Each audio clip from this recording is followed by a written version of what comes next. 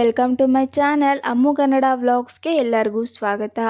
ಯಾರೆಲ್ಲ ನನ್ನ ಯೂಟ್ಯೂಬ್ ಚಾನಲ್ನ ಸಬ್ಸ್ಕ್ರೈಬ್ ಮಾಡ್ಕೊಂಡೆ ನೋಡ್ತಾ ಇದ್ದೀರಾ, ಪ್ಲೀಸ್ ನನ್ನ ಯೂಟ್ಯೂಬ್ ಚಾನಲ್ನ ಸಬ್ಸ್ಕ್ರೈಬ್ ಮಾಡ್ಕೊಂಡು ನೋಡಿ.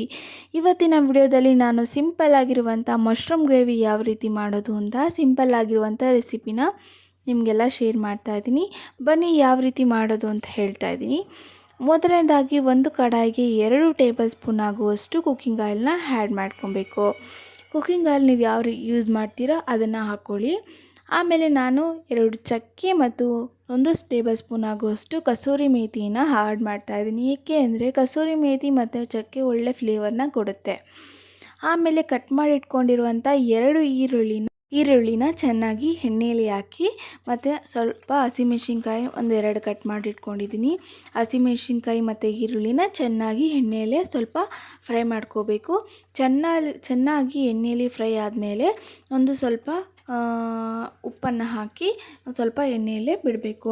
ಆಮೇಲೆ ಚೆನ್ನಾಗಿ ಎಣ್ಣೆಯಲ್ಲಿ ಬೆಂದಮೇಲೆ ನಾವೇನು ರುಬ್ಬಿಟ್ಟಿರ್ತೀವಲ್ಲ 2 ಟೊಮೊಟೊನ ಹಾಕ್ಕೊಂಡಿದ್ದೀನಿ, ಚೆನ್ನಾಗಿ ಮಿಕ್ಸಿಯಲ್ಲಿ ರುಬ್ಕೊಂಡಿದ್ದೀನಿ. ಆ ಮಿಶ್ರಣನ ನಾನಿಲ್ಲಿ ಆ್ಯಡ್ ಮಾಡ್ಕೊತಾ ಇದ್ದೀನಿ. ಇದನ್ನು ನೀವು ಎಷ್ಟು ಜನಕ್ಕೆ ಮಾಡ್ತೀರಾ ಅಷ್ಟು ಜನದ ಮೇಲೆ ಡಿಪೆಂಡು. ಈ ಟೊಮೊಟೊ ಕೂಡ ಜಾಸ್ತಿ ಹಾಕ್ಕೊಂಡ್ರೆ ಗ್ರೇವಿ ಸ್ವಲ್ಪ ಹುಳಿ ಅನಿಸ್ಬಿಡುತ್ತೆ. ಅದಕ್ಕೆ ನೋಡಿಕೊಂಡು ಚೆನ್ನಾಗಿರೋ ಟೊಮೊಟೊನ ಹಾಕ್ಕೊಳ್ಳಿ. ಹುಳಿ ಇರೋ ಟೊಮೊಟೊನ ಕಮ್ಮಿ ಹಾಕ್ಕೊಳ್ಳಿ, ಹುಳಿ ಇಲ್ಲದೆ ಇರೋ ಟೊಮೊಟೊನ ನೀವು ಆ್ಯಡ್ ಮಾಡ್ಕೋಬೋದು. ನಾನು ಇಲ್ಲಿ ಟೊಮೊಟೊ ಹುಳಿ ಇಲ್ಲದೆ ಇರೋದ್ರಿಂದ ನಾನು 2 ಹಾಕ್ಕೊಂಡಿದ್ದೀನಿ. ಆಮೇಲೆ ನಾನು ಸ್ವಲ್ಪ ಏನಿದೆ ಗ್ರೇವಿ ಒಂದು ಸ್ವಲ್ಪ ಥಿಕ್ನೆಸ್ ಗಟ್ಟಿಯಾಗಿ ಬರಬೇಕು ಅನ್ನೋ ಕಾರಣಕ್ಕೋಸ್ಕರ ನಾನಿಲ್ಲಿ ಒಂದು ಅರ್ಧ ಹೋಳಷ್ಟು ತೆಂಗಿನಕಾಯಿನ ಹಾಕ್ಕೊಂಡು ಮತ್ತು ಅದಕ್ಕೇ ನಾನು ಶುಂಠಿ ಮತ್ತು ಬೆಳ್ಳುಳ್ಳಿನ ಆ್ಯಡ್ ಮಾಡಿಕೊಂಡು ಚೆನ್ನಾಗಿ ರುಬ್ಬಿ ಅದನ್ನು ಆ್ಯಡ್ ಮಾಡ್ಕೊಂಡಿದ್ದೀನಿ. ಅರ್ಧ ಟೇಬಲ್ ಸ್ಪೂನ್ ಆಗುವಷ್ಟು ಅರಿಶಿಣ ಹಾಕಿದ್ದೀನಿ ಮತ್ತು 1 ಟೇಬಲ್ ಸ್ಪೂನ್ ಆಗುವಷ್ಟು ಗರಂ ಮಸಾಲ ಮತ್ತು ಒಂದು ಅರ್ಧ ಟೇಬಲ್ ಸ್ಪೂನ್ ಆಗುವಷ್ಟು ಧನಿಯಾ ಪುಡಿ ಮತ್ತು ಅರ್ಧ ಟೇಬಲ್ ಸ್ಪೂನ್ ಆಗುವಷ್ಟು ಖಾರದ ಪುಡಿನ ಆ್ಯಡ್ ಮಾಡ್ಕೊತಾ ಇದ್ದೀನಿ.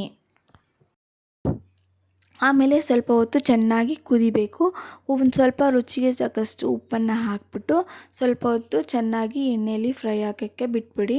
ಇದು ಚೆನ್ನಾಗಿ ಎಣ್ಣೆಯಲ್ಲಿ ಬೆಂದ ಮೇಲೆ ಅದರಲ್ಲಿ ಸೈಡಲ್ಲೆಲ್ಲ ಎಣ್ಣೆ ಬಿಡುತ್ತೆ ನೋಡಿ, ಆ ಒಂದು ಟೈಮಲ್ಲಿ ಚೆನ್ನಾಗಿ ಮಸಾಲೆ ಬೆಂದಿದೆ ಅಂತ. ಆಮೇಲೆ ಸ್ವಲ್ಪ ನೀವು ಮಶ್ರೂಮ್ ಏನಿದೆಯಲ್ಲ, ಮಶ್ರೂಮ್ನ ಕಟ್ ಮಾಡಿ ಇಟ್ಕೊಂಡಿರೋವಂಥ ಮಶ್ರೂಮ್ನ ಆ್ಯಡ್ ಮಾಡ್ಕೊಳ್ಳಿ.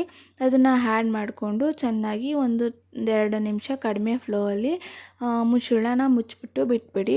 ಅದು ಚೆನ್ನಾಗಿ ಬೆಂದುಬಿಡುತ್ತೆ. ಬೆಂದ ಮೇಲೆ ಅದು ಕೂಡ ಸ್ವಲ್ಪ ಹೊತ್ತು ಬೆಂದ ಮೇಲೆ ಅದು ಕೂಡ ಎಣ್ಣೆನ ಬಿಟ್ಕೊತಾ ಹೋಗ್ತಾ ಇರುತ್ತೆ. ಅದು ತುಂಬ ಚೆನ್ನಾಗಿ ಬೇಯುತ್ತೆ ಅಂತ ಅರ್ಥ. ಅಲ್ಲಿ ಈ ರೀತಿಯಾಗಿ ಬೆಂದ ಮೇಲೆ ಸ್ವಲ್ಪ ಒಂದು 10 ನಿಮಿಷ ಅಷ್ಟು ಬಿಟ್ಬಿಟ್ಟು ಇನ್ನೂ ಸ್ವಲ್ಪ ಬೇಯೋದಕ್ಕೆ ಮುಚ್ಚಳನ ಮುಚ್ಚಿಬಿಟ್ಟು ಬಿಟ್ಬಿಡಿ.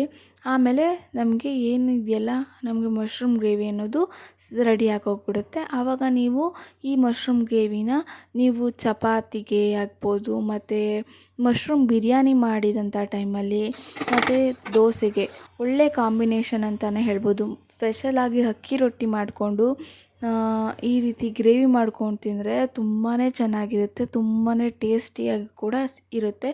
ಈ ರೀತಿ ನೀವು ಸಿಂಪಲ್ಲಾಗಿ ಈ ರೀತಿ ಮಶ್ರೂಮ್ನ ಗ್ರೇವಿನ ಮಾಡಿಕೊಂಡು ತಿನ್ಕೋಬೋದು. ಯಾವುದೇ ರೀತಿಯಾದಂಥ ಜಾಸ್ತಿ ಹೆವಿಯಾಗಿರುವಂಥ ಪದಾರ್ಥಗಳನ್ನ ನಾನಿಲ್ಲಿ ಆ್ಯಡ್ ಮಾಡ್ಕೊಂಡಿಲ್ಲ.